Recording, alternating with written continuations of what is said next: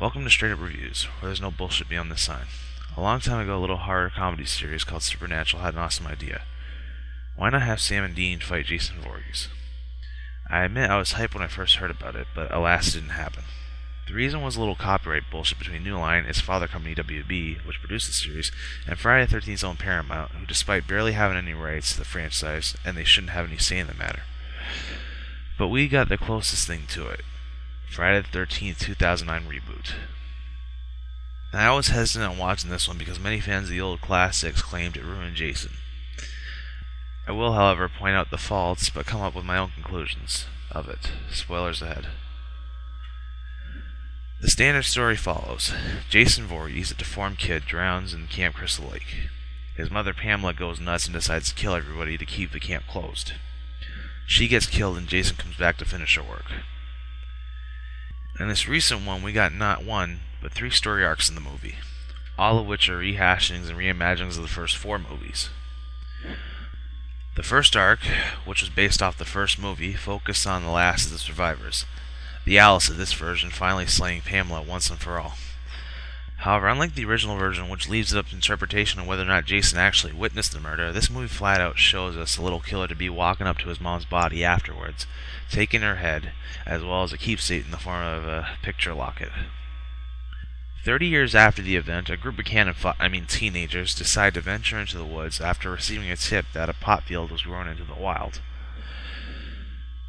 I'm not even going to name all but one because they don't last too long. The one I'm mentioning, however, is Whitney Miller, who witnesses her friends getting slaughtered by a mysterious man with a sackcloth over his face. 1 month later, we meet Clay Miller, a biker who is searching for his missing sister. He is played by Jared Padalecki. That's right, folks, Sam's going to Crystal Lake. On the way, he meets another group of teenagers who are on their way to a cabin in the lake for the summer. However, unlike the previous blood-soaked teenagers, these ones have personalities, cliched but still personalities. We have Trent, the douchebag, his girlfriend Jenna, who's the nice girl who wonders why she stays with said douchebag, Chelsea and Nolan, the fuck buddies of the group. Don't get me wrong, they aren't bad guys, but they're mostly there to screw and get killed. Bree, who I swear is the master of innuendos, her purpose in life is to be the other half of Trent's cheating, as well as being pined over by the next character, Chewie. No, not Han's Chewie, nor the Mockmon in my webcomic either.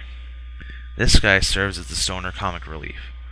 I personally like this guy, not because he did anything interesting, but the art of stoner comedy is practically dying, and there's at least some that try to keep it alive. The last is Lawrence. He serves as the other stoner, but he's more competent. He's even one of the few people that puts up a good fight against the newly masked Jason. Anywho, as the body count rises up, it's up to Clay and Jenna to find Whitney and stop Jason once and for all. Now, there are a lot of things to hate about this movie, and I am a bit of a biased fanboy when I say that nothing tops the original.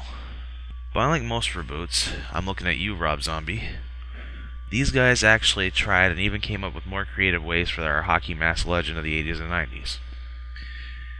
For example, having an underground tunnel system in the camp to explain Jason's off-screen teleports. However, there are some faults, and even though I'm more leaning towards the older series, I will do my best to defend this one for trying. The first one is minor. Rather than being the hulking, slow-moving, somewhat stupid killer, Jason is more intelligent, fast, but not as strong as he was in the old movies. This one's easy to justify. In the first 4 movies, it was debated whether or not Jason survived his drowning through natural or supernatural means, rather than simply dying or coming back. I myself wrote a seer on the matter explaining that using mammalian diving reflex could explain it. That said, in the second to 4th movie, Jason was a genius when it came up with traps and killings. The second movie, for example, had him setting a spring trap for one of the characters, leaving him vulnerable enough for Jason to be patient in his killings. In those movies, before his eventual end at the hands of Corey Feldman, he was able to run, cut power, and even vocalize whenever he was in pain. In the reboot, on the other hand, it was implied that his drowning survival was not supernatural based, and that he was still a living human being, hence why he could get hurt, at least in this movie. The second was the characters. With the exception of Whitney, Jenna, Clay, Lawrence, and Chewie, much of the characters were too cliched and one-dimensional. I, for one, agree with this. All they ever do is smoke pot and have sex and get kit. Wait a minute, come to think of it, it's like the old movies. However, the more competent characters lasted the longest. Whitney lasted long because she used knowledge about Jason and the keepsake to stay alive. Clay was able to make it because he kept a level head even when the people dropped dead. He even called the cops before the power went out. Jenna almost made it because she was at least listening to Clay, when others were either too preoccupied or, as proven with Trent, a douchebag. Yeah, I forgot about him. His death was by far the funniest. Anywho, Chewie lasted because unlike the other characters who would scream, run, or fight, he actually tried being friendly and talking to Jason. And when that didn't work, he went out fighting. Then there's Lawrence. He at first thought people were messing with his stone perception. But when the power went out, he grabbed some weapons and started searching. He even managed to wound Jason before his eventual death. The last vault was simply a name. Michael Bay. Yeah, I'd be scared too. However, people fail to realize that little lettering above his name. What's it called again? Oh yeah, producer. Meaning he, along with 3 others, paid money out of their own pockets to have this movie made. The funny thing about that was that he hated the finished product, and said the reason being was there's too much sex and drugs in the movies. Wow, Bay, I never knew you had standards. And since it's kept in there, it's clear he had no say whatsoever on how the movie was made.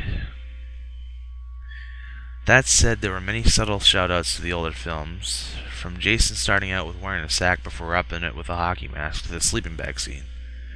Bonus points for not just slamming it on the tree this time, as well as many other iconic kills. All in all, is this movie better than the original? No, but at least they tried. My only regret is they didn't bring back Tommy Jarvis. As usual, debate, argue, let me know what I miss. Stay tuned for more.